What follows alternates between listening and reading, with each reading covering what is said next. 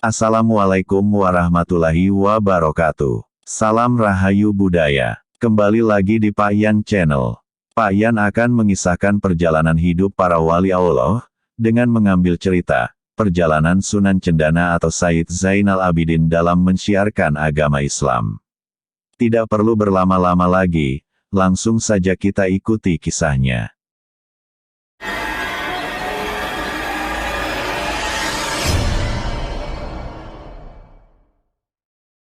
Sebelumnya jangan lupa aktifkan tombol subscribe dan loncengnya untuk mendukung, agar channel Pak Yan bisa berkembang.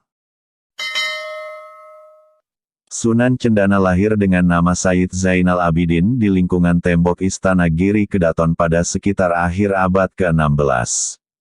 Ibunya adalah salah satu putri dari Kangjeng Sunan Kulon alias Sunan Ali Sumodiro. Sunan Kulon merupakan putra ketiga dari salah satu tokoh utama wali Sanga yakni Kangjeng Sunan Giri yang berjuluk Prabu Satmata. Dari garis ayah, Sayyid Zainal Abidin merupakan cucu Kangjeng Sunan Derajat, putra Kangjeng Sunan Ampel. Ayahnya, yaitu Sayyid Hatib alias Raden Bandardaya adalah putra Sunan Derajat. Dalam catatan lain disebutkan jika Sayyid Hatib adalah putra Pangeran Musa bin Sunan Derajat. Dari sinilah nasab kedua orang tua beliau bertemu. Ayah Sunan Giri, yaitu Sayyid Ishak atau Maulana Ishak bersaudara dengan Sunan Ampel, alias sama-sama putra Sayyid Ibrahim Zainal Akbar Ba'alawi atau Ibrahim Asmara. Sedang Sunan Giri sendiri diambil sebagai menantu oleh Sunan Ampel. Secara genealogi, garis keluarga ini bersusur galur pada keluarga Sa'ada Ba'alawi di Hadramaut Yaman, melalui jalur Al-Imam Al-Qut Alwi Amil Faqih hingga Sayyidina Al-Husain, putra Sayyidatina Fatimah binti Rasulullah Shallallahu Alaihi Wasallam. Keluarga Ba'alawi sejak awal memang dikenal sebagai keluarga dai penjelajah. Jalur dakwah keluarga ini begitu mendunia, sehingga kebanyakan dari tokoh-tokoh utama keluarga ini selalu besar dan berakhir di luar kampung kelahirannya. Seperti Sayyid Ibrahim Asmara ayah Sunan Ampel yang hijrah ke Campa dan menikah di sana. Putra-putranya, termasuk Sunan Ampel sendiri hijrah ke tanah Jawa yang bermukim di Ampel Denta. Begitu seterusnya, hingga Sayyid Zainal Abidin yang keluar dari tembok Istana Giri Kedaton dan bermukim di salah satu wilayah pesisir di Madura Barat. Kiprah dakwah Sayyid Zainal Abidin kemungkinan diawali dari tingkat elit atau keluarga bangsawan. Hal itu bisa dilihat dari catatan kehidupan beliau yang sering dimintai nasihat, buah pikiran maupun tenaganya oleh kerajaan Mataram Islam di Jawa. Tentu saja itu sebelum terjadi perselisihan antara Keraton Mataram dan Keraton Giri, yang mana Mataram menganggap Giri sebagai saingan besar yang kemudian berujung pada tragedi besar membumi hanguskan Giri Kedaton.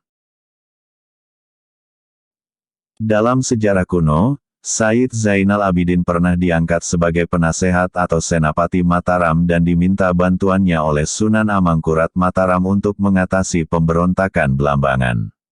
Saat itu Sayyid Zainal Abidin membawa saudara sepupunya yang bernama Kiai Wongso, dan berhasil mengatasi dengan mudah pemberontakan tersebut. Atas keberhasilannya, Raja Mataram menganugerahkan gelar Pangeran Purna Jiwa atau Purna Jaya pada Sayyid Zainal Abidin, dan Kiai Wongso digelari Pangeran Macan Wulung. Macan Wulung ini merupakan salah satu adipati Sumenep yang terkenal, yang bernama lain Tumenggung Yudonegoro. Kemudian Pangeran Purnajiwa mengundurkan diri sebagai penasehat keraton dan hijrah ke Pasuruan. Di sana beliau dikeramatkan. Namun sifat dasar para arif biloh, memang kebanyakan mereka tidak suka dikeramatkan. Lalu beliau pun hijrah mencari tempat lain. Sasarannya kali ini adalah Madura. Apalagi di Madura memang banyak sanak familinya.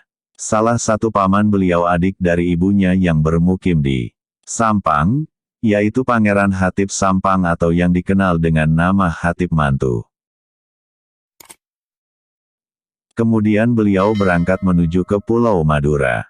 Di tengah perjalanannya, banyak rintangan yang menghalanginya yaitu pada saat menyeberangi laut di Selat Madura, Waktu itu ada seekor ikan mondung besar atau ikan hiu yang menghampirinya di pinggiran pesisir, dan berkata saya siap untuk mengantarkan Kanjeng Sunan dan akhirnya beliau naik di punggung ikan tersebut menuju Pulau Madura.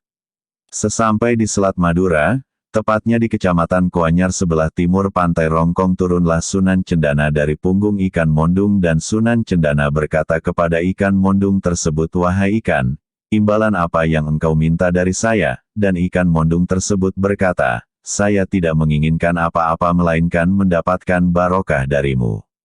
Akhirnya, Sunan Cendana secara spontan dan berkata berjanji kepada ikan mondung tersebut, apabila ada keturunan saya yang memakan engkau dan keturunanmu, maka keturunan saya akan mengalami suatu penyakit kulit yang tidak bisa disembuhkan atau diobati. Lalu, ikan mondung tersebut langsung pergi ke tengah lautan di Selat Madura. Beliau juga dikisahkan pernah bertapa di dalam pohon cendana, sehingga kemudian dikenal dengan sebutan Sunan Cendana atau Kiai Cendana. Dikisahkan ada sebuah masjid yang membutuhkan beduk untuk dijadikan tanda waktunya sholat. Masyarakat sekitar membutuhkan kayu besar untuk membuat beduk, dikarenakan masyarakat berkeinginan beduk tersebut tidak ada sambungan. Akhirnya masyarakat setempat setelah melakukan perembukan untuk pembuatan beduk untuk masjid dan masyarakat mulai meninjau pohon besar di sekitar daerah. Akhirnya menemukan sebuah pohon cendana yang cocok sesuai dengan keinginan dan berbondong-bondonglah masyarakat untuk memotong kayu tersebut. Ketika pada saat pemotongan kayu, pohon cendana tersebut terdengar suara yang minta tolong yang berkata potonglah saya lebih tinggi karena akan kena kepala saya. Dengan spontan masyarakat yang melakukan pemotongan kayu cendana tersebut kaget dan terkejut akan suara yang muncul. Maka diikutilah perintah suara dari pohon cendana tersebut. Setelah bagian atas terpotong, waktunya memotong bagian paling bawah, dan pohon tersebut kembali berbicara. Tolong potong ke bawah lagi agar tidak kena kaki saya. Masyarakat langsung melakukan pemotongan sesuai dengan perintah dari pohon cendana tersebut. Setelah bagian atas dan bawah tersebut terpotong dan muncullah sesosok pria dari kayu cendana tersebut dan berkata terima kasih atas bantuan saudara semuanya untuk tidak memotong terlalu rendah dan tidak terlalu tinggi. Beliau adalah Syekh Zainal Abidin yang berjulukan Sunan Cendana. Setelah karomah beliau itu diketahui masyarakat, beliau kemudian menuju Sampang dan bermukim di daerah pamannya, Hatip Mantu. Namun kemudian beliau disusul oleh Panembahan Cakraningrat dan diminta untuk kembali ke Bangkalan untuk dijadikan mustika atau jimatnya Bangkalan. Sebuah peristiwa yang terukir dalam sejarah, dan keluarlah untaian doa mulia beliau yang masyhur hingga kini, berbunyi, Allahumma zid, alaina wa alaihim, wa ma'auladina wa auladihim, nimata dunya wa nimatal akhirah, gafarallahu lana wa lahum birahmatika ya arhamar rahimin. Begitu keramatnya Sunan Cendana, sehingga hampir kebanyakan tokoh ulama besar Madura, dan sebagian besar di Jawa Timur, menuliskan nasabnya pada beliau, meski dari jalur perempuan. Keturunan Sunan Cendana memang menyebar luas. Sehingga tak bisa dipungkiri sanad keilmuan agama Islam di Madura dan sekitarnya bermuara pada Sunan Cendana, baik melalui sanad nasab maupun hubungan guru-murid. Dari catatan manuskrip kuno, Sunan Cendana diketahui memiliki 6 putra. Putri, yaitu Kiai Adipati Putra Menggala, Kiai Jasad, Nyai Kumala, Nyai Solih, Nyai Nur, dan Nyai Aminah. Kiai Putra Menggala bergelar Panembahan Sampang dan menurunkan banyak bangsawan dan ulama hingga ke Pamekasan dan Sumenep.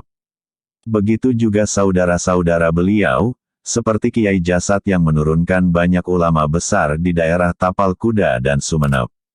Kemudian Nyai Kumala istri Kiai Abdullah bin Hatip Pesapen bin Hatip Mantu yang merupakan leluhur para kiai besar di Bangkalan, Sampang, Pamekasan dan Sumenep. Salah satu keturunan Nyai Kumala adalah Kiai Abdul Azim leluhur Syaikhana Halil Bangkalan, dan Kiai Abdul Kidam, Arsoji, Pamekasan. Demikian sekilas cerita tentang perjalanan Sunan Cendana atau Sayyid Zainal Abidin dalam mensiarkan agama Islam.